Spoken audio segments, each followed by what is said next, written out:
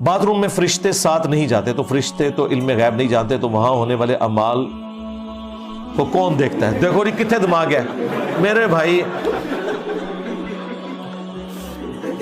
وہ آپ کی بوتھی پہ لکھے ہوتے ہیں، جو آپ وہاں کر کے آتے ہیں نا، وہ آپ کی بوتھی پہ لکھے ہوتے ہیں، وہ بعد میں لکھ لیتے ہیں، ٹھیک ہے؟ دوسری بات، یہ فرشتے جو نامہ اعمال لکھتے ہیں نا، یہ اللہ کا ڈیوائن پلان ہے، ادروائز اللہ تعالیٰ کو اس نامہ اعمال کی حاجت نہیں ہے۔ وہ جو مسلم شریف میں حدیث ہے، قیامت والے دن ایک سخی کو، ایک شہید کو اور ایک قاری کو لایا جائے گا، تو فرشتوں نے تو اسے شہید لکھا ہوا ہے نا، اللہ نے زیرو سے ملٹیپلائی کیا ہے کہ یہ اس لیے شہید ہوا تھا کہ یہ چاہتا تھا لوگ اسے شہید کہیں، یہ اس لیے مال خرچ کرتا تھا کہ لوگ اسے سخی کہیں، فرشتوں نے لکھا ہوا ہے کہ یہ سخی ہے، لو سامو۔ تو اللہ تعالیٰ کو فرشتوں کے ریکارڈ پہ تو نہیں ہے۔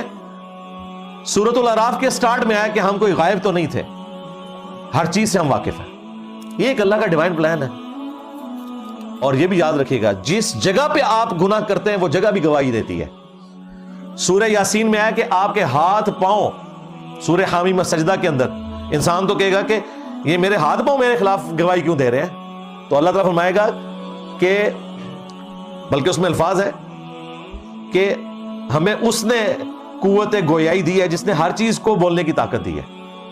تو میرے بھائی فرشتے بے شک باہر ہیں، آپ کے ہاتھ پاؤں تو اندر ہی گئے ہوئے ہیں، وہ تو ریکارڈ رکھ رہے ہیں، لو سامو۔